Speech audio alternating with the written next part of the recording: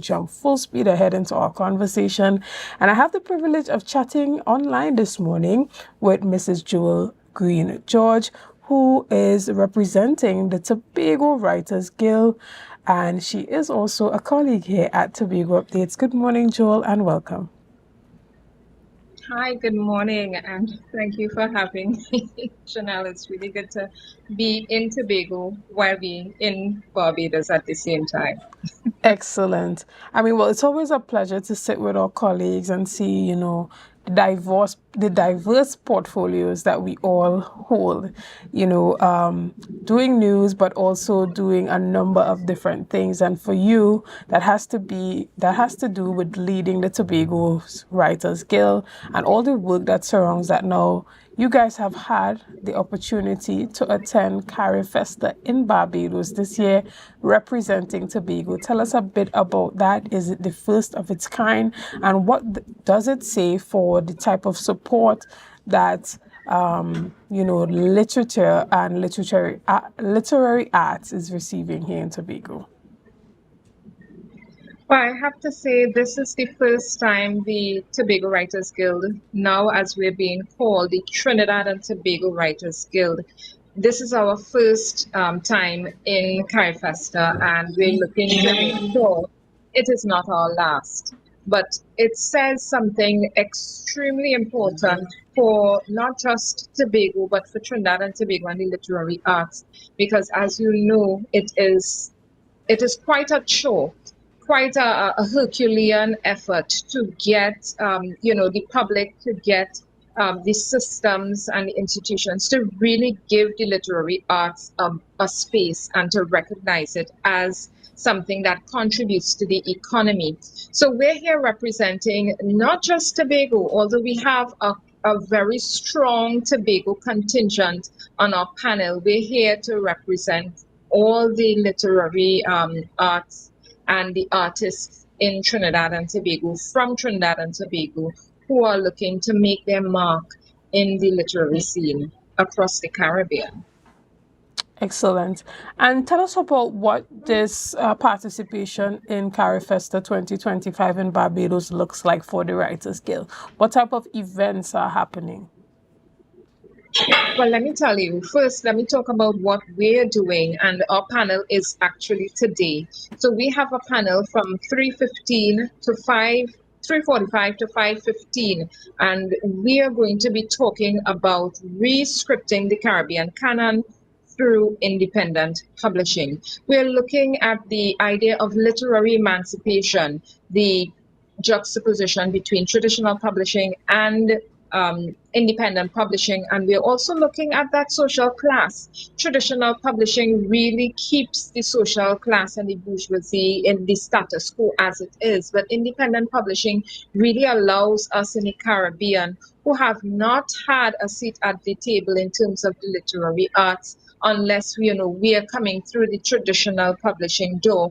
We have not had a really good seat there. And when we say traditional publishing, we're looking at when you are being paid to publish, right? So the Earl Lovelaces and the Norbacies, we're looking at them in terms of how they're doing their work, and they have a seat at the table. But when we look at the Caribbean, Trinidad, and the Tobago, we're looking at getting a bigger piece of that pie, and independent publishing does that for us. And we have on our panel two Tobago strong, right? We have Garnet Lawrence. He's an award-winning children's book author. He won the 2023 Bocas Lit Children's Prize. And we have Latoya Roberts. She is a three-time published book author. We do have Robert Gibson. He is a Bajan publisher, and he is heavily into independent publishing, from the editing process straight down to when you press, publish on Amazon. And I'm going to be on that panel. We're going to be talking about entrepreneurship. We're going to be talking about book marketing and how to get your books out there, and why it's important for us to budget, consider, and include book marketing in your consideration from the get-go, and not at the end of the process, but at the beginning of that writing process, to make sure you get a full bang for your buck. And some of the events that I've attended, and I have to talk about this one, This happened on Saturday morning, and this was what they call a big conversation. And this included on the panel, host country Barbados's Prime Minister, the Honorable Mia Mottley. It included Ralph Gonsalves, the Honorable Ralph Gonsalves, the Prime Minister of St. Vincent and the Grenadines. It also included Sir Hilary Beckles, and moderating that big conversation was Dr. Barnett. She is the Secretary General of CARICOM. We also had Dr. Jones she's a diplomat, and she has a wide reach across the Caribbean. And what they were talking about is really, what does it mean to be Caribbean? What does it mean to be part of CARICOM? What does it mean to be part of the arts in in that regional sense and in the international sense? And what I got from that big conversation, because I was able to chat with Dr. Barnett, the Secretary General of CARICOM, and we talked about how the literary artists are not getting, a skill certificate through CSME. There's no category for us to apply. And she basically said, there's two things can happen. We can include the literary artists and the authors and publishers under the artist category, which means it will just be an inclusion. But we can do even better than that. And I love when she said this. We can do better than that. We can remove all the categories to go back to a time when the entire Caribbean had free travel straight across every country. So the Caribbean now is looking to become borderless. And this is not just for the literary artists or the artists. This is for everyone. So you could pick up your Georgie bundle and move to another Caribbean island, work and live and contribute. So now we become regional. Now we're really going to understand how and what our contribution and impact is as Caribbean nationals with that Caribbean passport, instead of simply talking about ourselves on a national or local level, which we love. We love our country, and there's a lot of pride there. But there's so much more to be gained when we remove those borders, right? Those marine borders, and extend it so it now becomes one state. And I love when she said that. But I have to include that, Prime Minister Mia Mottley, she did talk about the fact that we're looking at maintaining the Caribbean as a peaceful zone and a peaceful region. And I quote her when she says, for too long, the Caribbean has been a place of iniquity and turmoil. And I love how she phrased that. And we want to keep the Caribbean peaceful.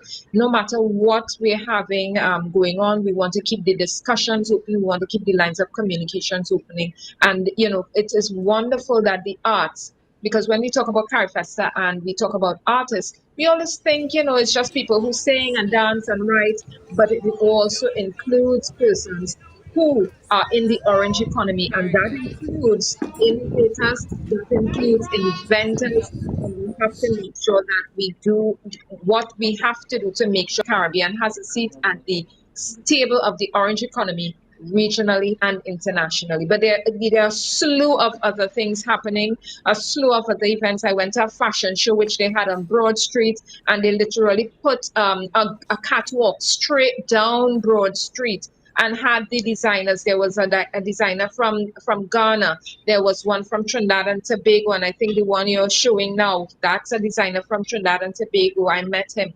His fashion and his sense of style is something that we're looking to push, right, in terms of that avant-garde style for fashion. And I tell you, it was really how to put it, it was poor raising. It was something that I feel the Caribbean needs to do more often, right? We do CARIFESTA every other year, and I think it's something perhaps we need to invest in every year. But we're happy to be back at CARIFESTA as a Caribbean region, having had a 6-year hiatus from COVID. Excellent. And talk to us about the importance of building those strong networks throughout the Caribbean. Because as artists, you all are painting one picture, separate pictures that add up to one picture, which is a picture of the entire region. Tell us about how the different arts are incorporated when those networks are formed.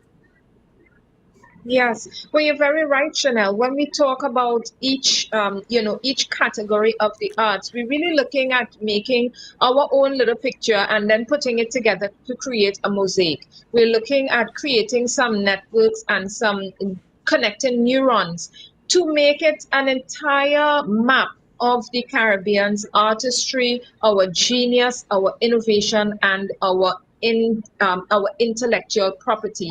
And some of the things we are looking at in terms of building and breaking down the barriers that keep us separated is travel. And I mentioned that earlier. And we must be able to travel, to move as if it's one territory and not, all of these islands happening separately. Together, cumulatively, we have, together, cumulatively, yeah, but cumulatively, we have, yeah,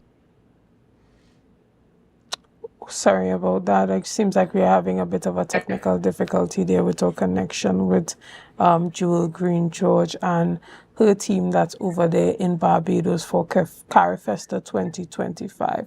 I see that you are are we back. back now?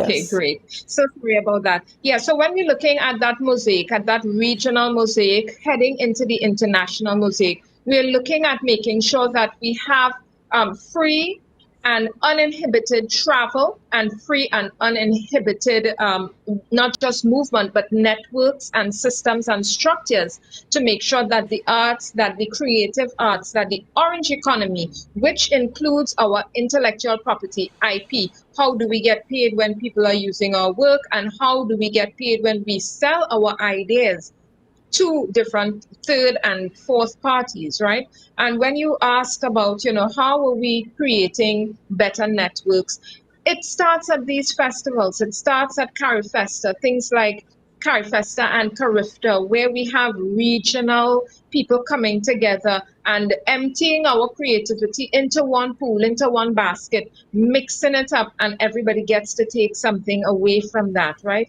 And that's one of the things I love about our Caribbean region. I really love about Trinidad and Tobago, about it. It's such a melting pot. It's such a pool of creativity. I tell you, it's one of the most amazing things we can participate in and continue to participate in as Trinidadians.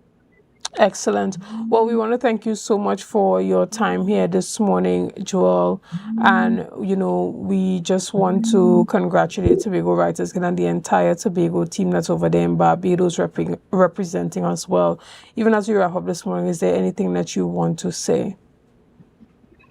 Yes, of course. I want to say one, there's some correction. We are now called the Trinidad and Tobago Writers Guild because even as we expand and open up our offerings and what we're doing with writers, we want to make sure that we cover the entire Twin Island Republic of Trinidad and Tobago, and then we're looking to become a regional organization. But I want to say it's very important to have these conversations about independent publishing, about being an authorpreneur, to consider yourself not just an author of one book, but to consider yourself now a business owner, an entrepreneur, as I call it, an authorpreneur, to consider yourself in that way so that you approach the idea and the work of writing, of being an author, of publishing, if that's what you're doing, in a very nuanced way, including the business of being an author, so that it can be something full time and it can be something that can sustain you economically. Excellent. Well, we want to thank you so much. Guys, this morning, before we run off to our break, we want to remind you of all that is happening. So there is a district community meeting that's being hosted at the Delaford Community Center this evening at 5:30.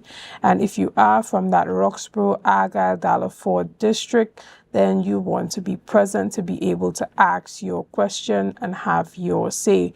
They will be talking about updates on projects within the district, and this will be hosted by the Chief Secretary, the Honorable Farley Augustine, along with the MP for Tobago East, David Thomas, as well as the Assistant Secretary for the Division of Settlements, Public Utilities and Rural Development, Councillor Orlando Kerr. So that is again at the Delaford Community Center on Tuesday, which is today, at 5:30 p.m. So hope that you guys go out and ask your questions. Guys, we're going to take a quick break right here and we'll be back right after this with much more conversations. See you soon.